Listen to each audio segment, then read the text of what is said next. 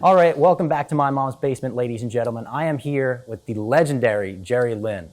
I don't know. Legendary sounds like I'm just old. No, I'm using legendary because you're one of my favorite wrestlers, truly. Going back through when I got super into ECW, the two guys I gravitated towards were you and Rob Van Dam. I think actually the first thing that made me gravitate towards you wasn't even the matches, it was your attire, your gear. I'm a huge gear guy. I used to design some stuff for the Bucks, Really? for Cody, for Luke Gallows. You have some of the coolest tights in wrestling history. I want to start there and just ask where the inspiration from those came from. Actually, those tights, it was the yellow and black and silver and all that. I'm not asking about the preppy varsity Jerry Lynn from before Was that there era. such a thing? I don't know. Early in my career, Yes. probably the cheesy 80s babyface stuff. Those tights were actually just a remake of my Mr. JL tights. It was in WCW, and Sandra, who does a lot of the gear of the guys now and gals, I asked her to make some tights for me, and she said sure. And she said, I have this new material, it's kind of shiny. She says it doesn't stretch as much, but we'll try that. And she made them, and I got so many compliments on those tights because I had them made in WCW, but I don't even think I wore them in WCW. Because I was doing the JL thing, and I already had 3 outfits of the JL, different colors. So I busted them out in ECW, and I got a lot of compliments on them. But I came up with that, since it's part of the JL thing, I came up with that because it was about 7.5 years in, Brad Reagan's, why am I brain farting his name? He's the one who trained me, and he called me up one day to help him out at his camp. He was running another session, and I said, Brad, I said, it's been 7.5 years. I said, what do I got to do to get a break? And he says, well, the business has changed. So it's all TV now. So you got to come up with something visual that will grab people's attention. So hopefully they won't change the channel. You know, it's all about grabbing people's attention. And so I knew on TV at the time, and before WCW, I've been going to Japan a lot for Michinoku and another company. I saw a lot of cool mask gimmicks. So I thought no one's doing it in the States. So, and I thought at the time the Power Rangers were super huge on TV. So I thought I'll come up with something like Power Rangers, sort of alien-like and whatever.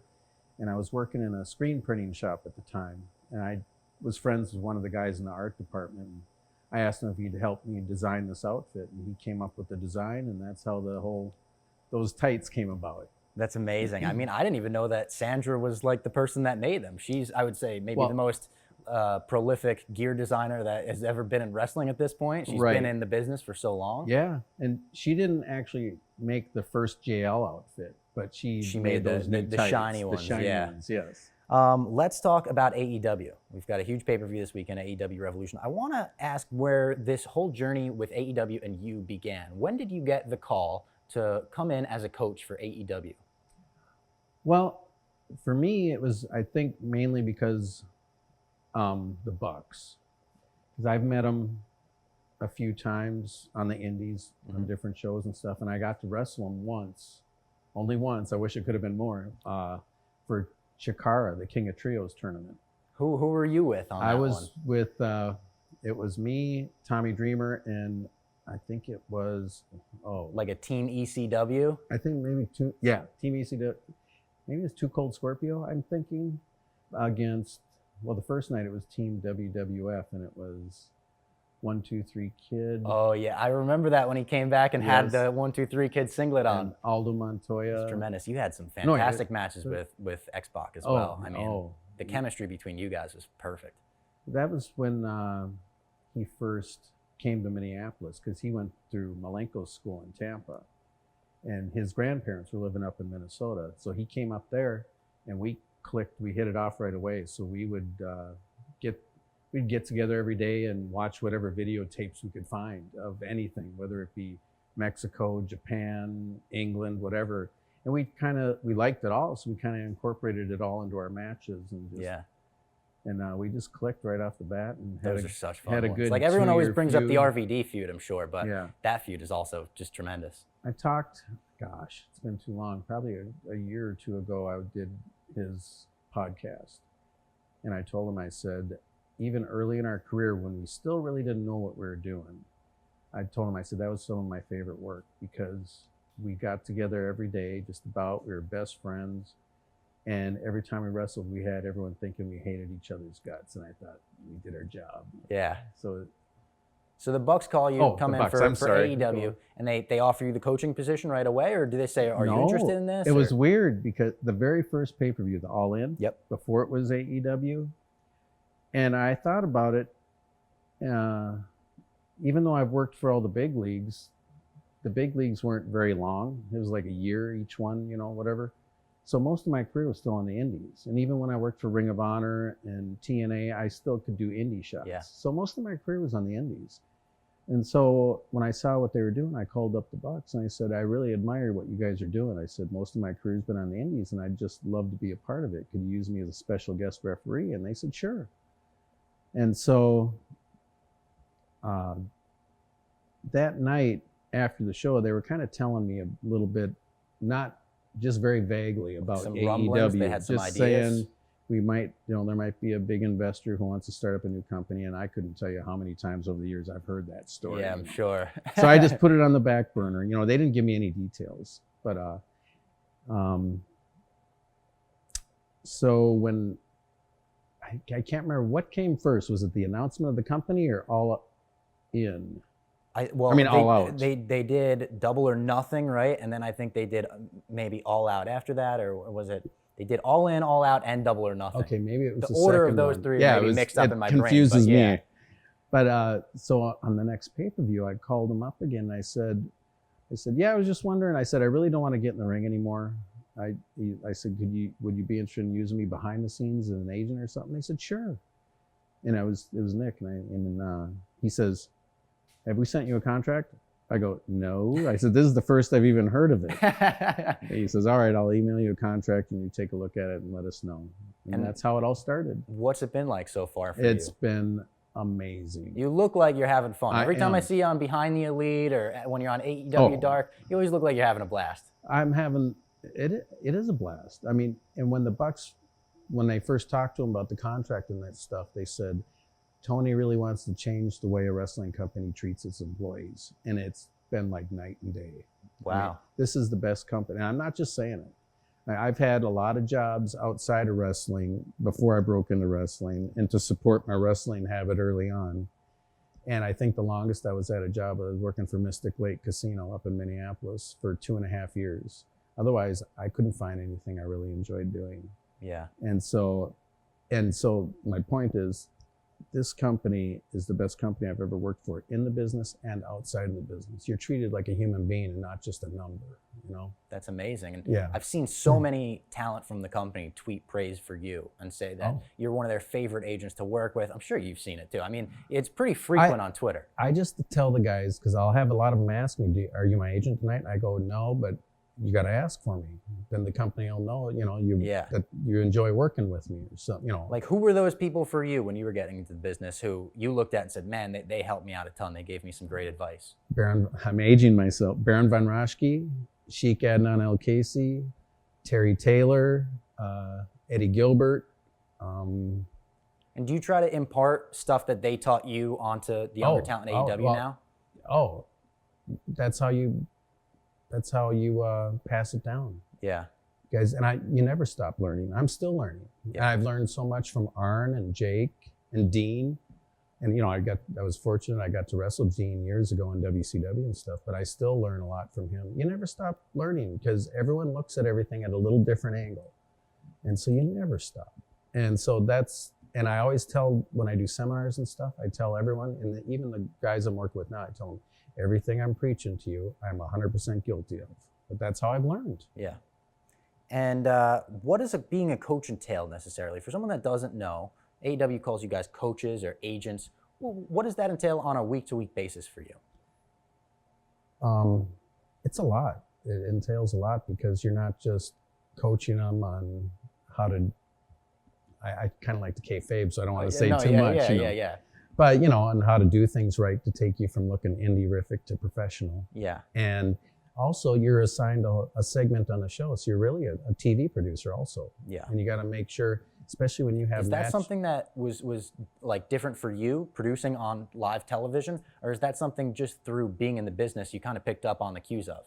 I first got to do it in TNA when I got hurt. So luckily they made me an agent so I could still get a payday. There you I was go. worried, the first thing you worry about when you get hurt is, do I have a job? And that's another amazing part of your Yes. career. When you started establishing the X Division in that NWA TNA era with Christopher Daniels and AJ Styles. Yeah. Some crazy Oh, matches. AJ, in I that had a era. fun feud with AJ. He was Very really fun. Yes. Yeah. Now, I'd be remiss not to bring up the RVD feud. I'm Oh, such a yes. big fan of these matches. I want to start by asking you, do you have a favorite match that you had with Rob? My favorite is one that wasn't even a pay-per-view match. It was at the arena in Philly. I think the date was 9/11 or 9/17/99. And it was one where I was supposed to wrestle him, but at the beginning of the show, they said the Impact players jumped me and they sent me to the hospital. And so I can't remember if it was Lance or Justin was wrestling Rob instead. Well, then, of course, there was a run-in. And then there was, I think maybe even Rhino ran in or something. So I came in with my ribs all taped up and helped Rob clear the ring. And then I was leaving the ring and Rob grabbed the mic and challenged me and said, the people came here to see me fight. And he challenged me. And so I limped back to the ring and off to the races we went. Well, the whole first part of the match was, Rob was so over. It was just RVD, RVD, RVD.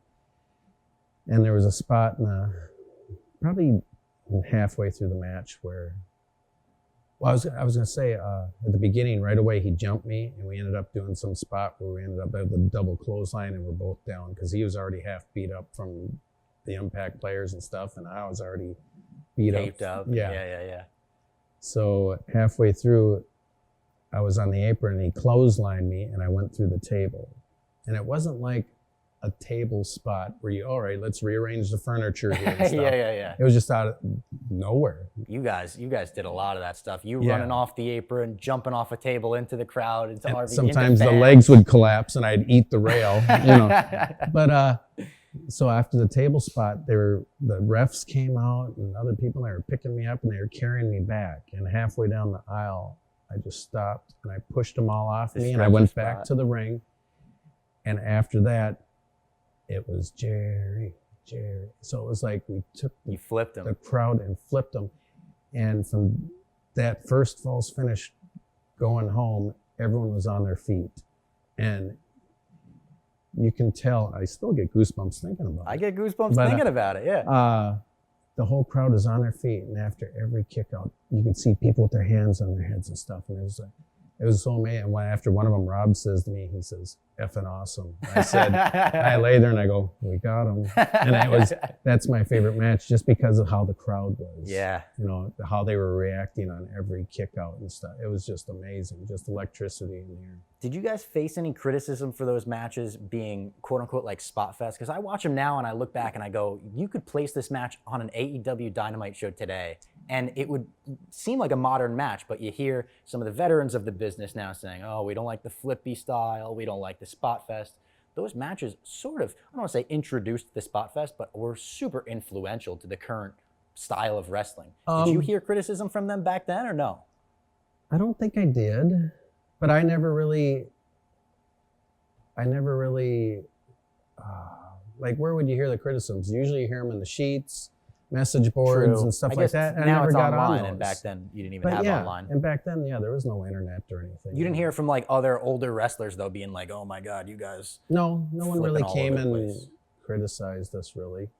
And I heard. Do you remember the like immediate reaction walking in the back in ECW, like say the ECW arena after some of those matches, where the boys just like, "Man, that was something like we've never seen before." Oh, ECW was great, where everyone sat in the back and watched the monitor. Yeah. Watched each other's matches. And there was a lot of times you come back and everyone would give you a standing ovation, Is that the greatest feeling in the world when like your fellow peers are actually recognizing it as well? Yeah, it's nice when, because they know what a hard grind it is. And so it's a nice feeling that they appreciate, everyone rooted for each other. We always wanted to go out there and put on the greatest show. And even a lot of the so-called house shows were pay-per-view shows, Everyone went out and gave 110% all the time in ECW. with Rob, because I remember, I started watching wrestling when I was 6. So I've been a fan all the time, but I never really thought about getting into it because back then everyone was a bunch of giants. Yeah. Even when I broke in, they were a bunch of giants. Literally, Andre the Giant. But, and growing up as a fan, I always was like, I didn't want to see a good guy match. I wanted to see a good guy, bad guy. Yeah. I wanted a yay and a boo, and so when I started with Rob, I guess for me, it was a part of, I wanted to make it fun for me too. But I wanted to make it fun for the fans to see two good guys wrestle. Yeah. That was my goal with Did that become at that point like one of your favorite styles of matches to wrestle? I talked to The Undertaker recently about his favorite style of match, and he said it was when he would get to wrestle a smaller guy, like a Shawn Michaels, a Rey Mysterio. Oh, even. He had great matches, Yeah. Rey. And he said that was just his favorite dynamic. What would you say your favorite dynamic of a match was or is today? I like a good guy, bad guy when the bad guy's got a lot of heat and the crowd really hates his guts, like Kid Cash. Yeah. It makes it so much easier, and it's so much fun because You feel like you're starting ahead at that point? Hmm? You feel like you're almost starting ahead? Oh yeah, Yeah. definitely, because this business has always been based on human emotion and psychology, and so it's so fun to just take the people on an emotional roller coaster ride. Just be like, yeah, kill him. And who are your favorites to watch in AEW now? Like looking back in the monitor when you watch a match, who are you like, damn, if I was 20 years younger, I would want to be in the ring with that guy right now. Oh boy, that's tough. There's so many of them. I'm sure, yeah. Oh, and so many different styles. Yeah, One that of my too. favorite things about AEW is like there's so much great comedy stuff. There's so much great high flying stuff. You've got the good, big guy stuff with someone like Brian Cage. And I can't really. Well, I always wished I could wrestle the Bucks more. Yeah. As far as the so-called X Division style stuff. I'm sure they're Chuck so and Trent wish creative. they could have wrestled you. Oh yeah, a lot more. I actually I got to wrestle both of them. Trent in NYWC and Chuck. And I can't remember all the. I know there's a promo that Chuck cut on you back in the day that was like, went viral on Reddit or whatever because he was just getting all ridiculous with it. So I know you guys had like a little back and forth there, and they're just such big fans of you. Yeah. Going back to their old shows, I remember you did like a guest spot on was it their hotel show? Yes. Yeah. Yeah, and I was on High Spots. Afterwards, they apologized. I said, "Is this all about pooping and peeing?" And of course, they wanted to talk about the cradle pile driver, which I also want to talk about. Oh, yeah. Your finisher, it's amazing. What was your reaction when you saw that on the side plate of the AEW tag title for the first time? Well, at first I saw it on social media, and I thought, someone's ribbing me and just photoshopped it. I was like, what? And then, gosh, I've been hitting the head a lot. I can't remember a lot of how things come up. But maybe I was talking to Nick or Matt. And they said, so did you like the little shout out with the belts? I said, that's real? They go, yeah. I said, I thought someone photoshopped it or something. I said, no. I said, I'm so honored. It's a pretty damn cool thing to have. Yes, it was very flattering. Yeah. I was shocked. It was very flattering. I was very honored. How do you feel about pile drivers being banned in some wrestling companies today? Well, it's a tricky subject, I right? took the tombstone from Just Incredible off the turnbuckle. Yep. There's a lot of trust there. Yeah. So it's got to be someone you really trust. And I think I did that. You know how that came about, that pile driver? No. In ECW, I couldn't think of a finisher. And Nova was very innovative in coming up with cool stuff. So I'd asked Nova one day, I said, can you help me come up with a finisher?